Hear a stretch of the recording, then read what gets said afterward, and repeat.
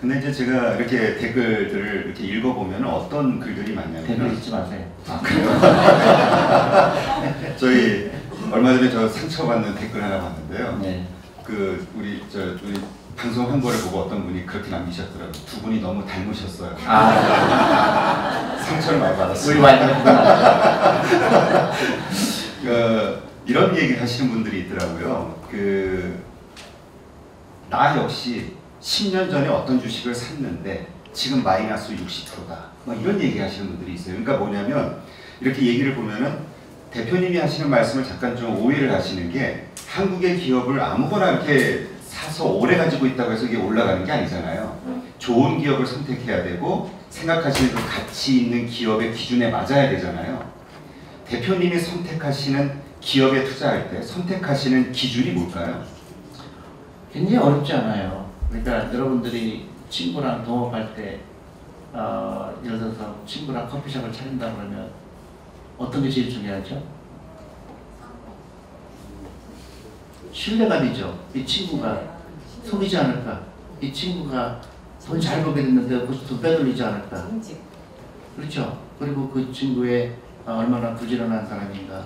마찬가지 주식도 내가 주식을 취득할 때는 동업하는 거와 똑같은 거거든요. 그러니까 주식도 산다는 거는 종이를 사는 게 아니에요. 내가 회사의 일부분을 취득하는 거잖아요. 너무너무 좋은 거죠. 내가 자본가가 되는 시작이죠. 너무너무 익사이팅한 거예요. 잠을 못 잘수록 기분이 좋은 거예요. 내가 이 회사에 내가 예를 들어서 A라는 회사가 너무너무 마음에 드는데 그 회사 주인이 될 수 있다는 건 너무너무 행복한 거 아닌가요? 그러면 이 회사가 돈을 잘 벌고 있는 회사라 그러면 내가 거기에 참여를 해야 되겠지. 예를 들어서 내가 흔하게 얘기하는 게 미국에서 교육하는 게 그렇게 교육해요. 매일 맥도날드 가잖아요. 친구들하고 매일 맥도날드 먹잖아요. 야, 그러면 그 중에 하루는 맥도날드 먹는 돈은 맥도날드 주식을 사야 되겠다. 그러면 그때부터 내 돈이 일하기 시작하는 거죠. 내가 맥도날드와 동업을 하는 거예요. 너무나 당연한 거죠. 그렇게 이해하는 사람은 사교육비 쓸 수가 있어요, 없어요? 못 써요. 너무 아까운 돈이에요. 바보 같은 돈인 거예요. 쓰레기통에 갖다 버리는 거예요. 근데 그런 지식이 없는 사람은 비싼 백을 사게 되고 BMW 사게 되고 렉서스를 사게 되고 계속 가난해지는 거죠. 그러니까 그런 원리를 아는 사람은 조금이라도 돈을 아껴서 주식을 한 주 살 거를 두 주 사고 내일은 세 주가 되고 모레는 네 주가 되고 그렇게 기다리는 거예요. 20년, 30년 기다리는 거죠. 한 가지 분명한 거는 내 20년 기다려서 망하면 안 되죠. 망할 수도 있잖아요. 불안하죠. 그러니까 내가 아무리 공부를 해도 망할 수가 있기 때문에 디버시파이 하는 거예요. 분산하는 거예요. 내가 화장품 주식도 갖고 있고 바이오 주식도 갖고 있고 헬스케어도 갖고 있고 전자회사도 갖고 있고 골고루 갖고 있는 거예요. 만에 하나 이 회사가 망하더라도 나한테 큰 지장이 없겠구나. 그 다음에 뭐죠? 체크하는 거죠. 작년에 매출이 몇 % 올랐지? 내년에는 얼마큼 오를 것 같지? 근데 이번에 매출액이 빠졌지? 왜 빠졌을까? 이익이 왜 줄었지? 그 정도는 해야 되죠. 그러니까 분산 투자하고 절대적으로 빚을 내서 하면 안 되고 그리고 내 라이프에서 내가 낭비되는 부분이 뭐가 있을까? 사교육, 아까 계속 제가 사교육 얘기했지만 사교육은 최악의 교육이에요. 우리 애가 경쟁력 없게 만드는데 돈을 쓰고 거기 때문에 우리 집이 망가지는 거예요. 1년에 20조라는 돈이 사교육비로 써 있는 거예요. 너무너무 이해가 안 가는 거예요. 자꾸 이제 사교육도 가게 되는데 결국은 라이프 스타일이다. 어려운 게 아니다. 그게 부자 되는 길이다. 매일매일 조금씩 부자가 되라. 한 주 있는 것보다 두 주 있으면 더 부자 된 거잖아요. 네, 그렇죠. 그러면 우리가 좀 이해를 돕기 위해서 대표님이 이제까지 투자하셨던 기업들 가운데서 가치주니까 투자하셨겠죠. 좀 기억에 남는 기업 한 2개 정도만 이야기해 주신다면 어떤 기업이 있을까요? 저는 사실은 제가 이제 유튜브에서 많이 얘기하고 그랬는데 삼성화재를 좀 제일 많이 벌었어요. 삼성전자가 아니고요? 삼성화재요. 그 당시는 한국에 그때는 돈 벌기 쉬웠어요. 죄송하지만 그 당시는 한국의 이제 전문 투자가들도 그래프를 보고 투자할 때였어요. 근데 삼성화재가 요새 퍼라고 그러잖아요. 허가 얼마 있는지 아세요? 얼마였죠? 1이었어요, 1. 그러니까 아무리 머리가 나쁜 사람도 삼성화재만 갖고 있었으면은 한 300배 벌었어요. 그러니까 1억 투자했으면 300억이 된 거죠. 근데 그게 이제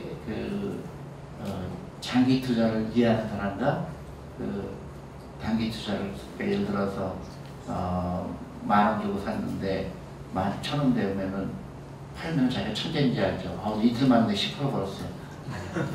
그죠? 근데 그거를 극복해야 돼요. 그건 투자가 아니죠. 근데 10,000원 투자했는데 20,000원도 갔다가 또 10,000원도 갔다가 또 IMF 보니까 또 폭락했죠. 근데 그때 더 샀어야 되죠. 했더니 나중에 뭐 1,000,000원 넣었는데 뭐 그게 뭐 30억이 되고 하는 거죠. 그러면 대표님은 이제 어쨌든 그렇게 좋은 종목을 이제 선택을 해서 보유를 하고 있단 말이죠. 장기 투자를 계속 네, 하고 있고 네. 성장하고 있는 한. 그럼 언제 팔아야 되나요? 주식은? 아니 별일 없으면 팔 이유가 없죠. 진짜요? 아니, 진짜로요. 자기 장기들 줄 수도 있고 팔 이유가 없어요. 근데 파는 게 예외예요. 예를 들어서 내가 생각할 때 이 회사 가치는 10만 원밖에 안 되는데 갑자기 뭐 시장이 미쳐갖고 30만 원의 거래가 되고 있다.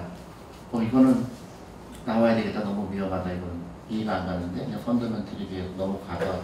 그럴 때가 있죠. 그럴 때 테이크 프라이트 하고 아니면 펀더멘털이 달라진 거죠. 예를 들어서 주주가 바뀌었는데 이상한 짓을 하는 거죠.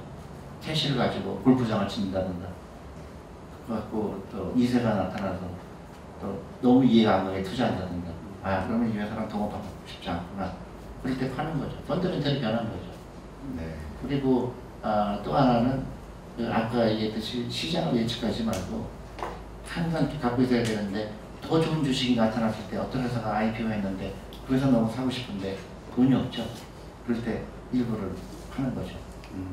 지금 이제 펀드 이야기를 잠깐 하셨고 또 지금요 뭐 자산운용 메리츠 자산운용 자체가 이제 펀드 회사라고 알고 있는데 이 주식과 펀드의 차이가 뭘까요? 그러니까 주식은 내가 이제 그 증권회사 계좌를 트고요. 그래서 내가 뭐 삼성전자 사고 뭐 네이버 주식도 사고 그게 이제 주식을 사는 건데 사실 어렵죠. 내가 바쁘고 일이 있으니까 그러니까 저희 같은 펀드를 사게 되면 저희가 그 돈을 가지고 한 50개 주식을 우리가 자체적으로 대신 사드리는 거죠. 그러니까 저는 하루에 커피값 아끼는 10,000원, 뭐 작은 돈을 투자하기는 펀드 훨씬 좋다고 생각해요. 매일매일 일정 부분을 골고루 살 수가 있기 때문에. 네. 근데 이제 보통 우리가 펀드를 매입하거나 할 때는 이제 보통 금융기관이라든가 뭐 이런 중간 다리를 좀 건너서 이제 매입을 하지 않습니까? 투자를 하고. 근데 메리츠 같은 경우는 이제 직접 판매를 하신다고 얘기를 들었는데 그게 무슨 차이가 있는 건가요? 제가 이제 사실은 그 아이디어를 내게 된 거는 한국의 펀드 시장이 굉장히 왜곡이 돼 있죠. 그다음에 수수료가 너무 비싸고, 그다음에 또 하나 중요한 거는 한국의 이 주식에 투자하는 인구가 10%밖에 안 돼요. 나머지 90%는 어쩔 수 없이 가난한 라이프가 대를 이룰 수밖에 없다는 제가 결론을 내려서 가장 싸게, 가장 쉽게 하는 방법을 찾자. 근데 너무나 다행히 이제 이 테크놀로지가 발달됐잖아요. 그래서 이 앱을 통해서 하루에 10,000원씩 하는 그런 사람들이 지금은 저희 고객이 한 10,000명 정도 되는데요. 저는 돈 많은 사람들, 뭐 100억, 200억 있는 사람들은 그렇게 큰 관심이 없어요. 제가 관심 있는 거는 정말로 부자 되고 싶은 사람들, 그 다음에 금융교육을 받고 싶은 사람들, 매일매일 투자하고 싶은 사람들, 우리 아이들, 그 사람들이 투자하는 방법이 가장 쉬운 방법이 뭘까? 가장 싸고 가장 편리하고. 그래서 저희가 한국에서 처음으로 앱을 통해서 가입하는 걸 만들었죠. 근데 저에 대한 공격이 엄청나게 많아요. 어떤 기자는 저한테 너무너무 악의적인 기사를 썼더라고요. 언제 존리는 잘리나. 아니 막 듣다 보시는 거 같은데. 아니요, 그 기사를 써서 너무 마음이 아팠어요. 왜 그런 좋은 의도를 가지고 우리 그 하루에 10,000원씩 하는 사람들, 하루에 20,000원씩 하는 사람들을 그 노후 준비하게 하려는데 뭐가 그렇게 그 사람을 그 신기가 건드렸을까 그 기자한테. 그러니까 좀 이해가 안 가요. 그러니까 그 앵거가 있는 거예요. 앵거가 뭐냐면 왜 나는 가난할까? 부자에 대한 앵거죠. 그럴 필요 없어요. 나도 부자 될 수 있거든요. 네, 라이프 스타일만 바꾸면 나도 부자가 될 수 있어요.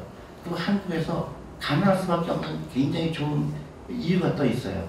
한국에서 보면 미국에서 보지 못했던 것들이 있어요. 너무나 부정적인 말들이 많아요.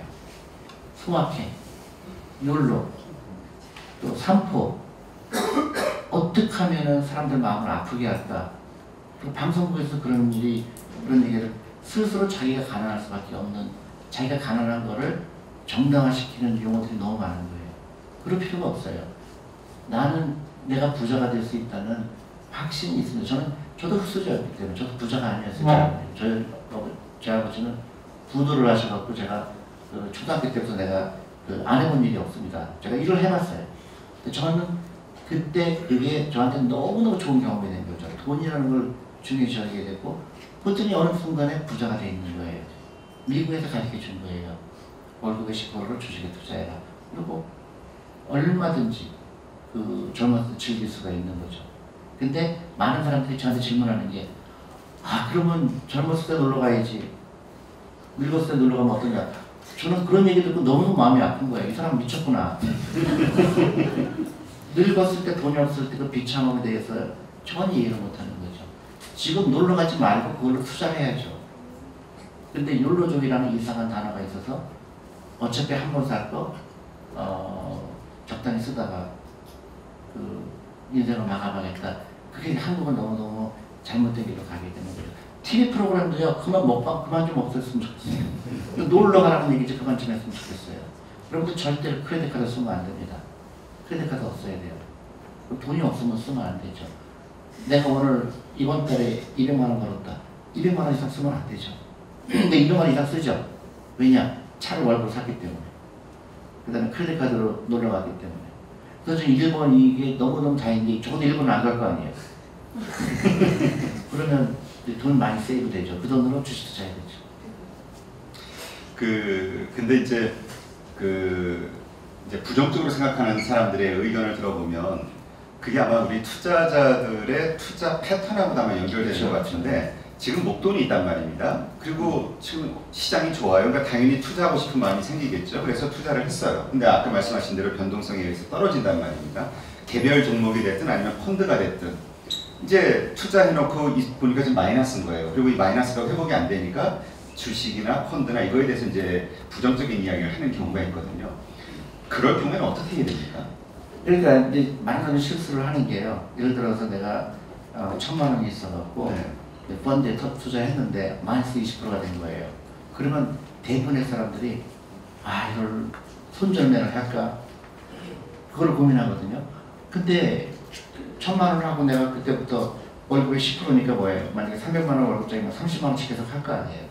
그러면 떨어질 때도 사고 올라갈 때도 사고 그게 반복이 돼서 나중에 그게 20년 후에 만약에 30살에 시작했다 그러면 50세 돼서는 그 돈이 굉장히 크게 벌어져 있을 가능성이, 당연하게 그 나라가 자본주의 나라라면 당연히 올라가게 돼 있는 거죠. 그거를 믿는 거예요. 근데 대부분의 사람들이 너무너무 저는 제 지인들이 당신 그 강의 듣고 너무너무 감명을 받아서 나 펀드 투자할 거예요. 했어요.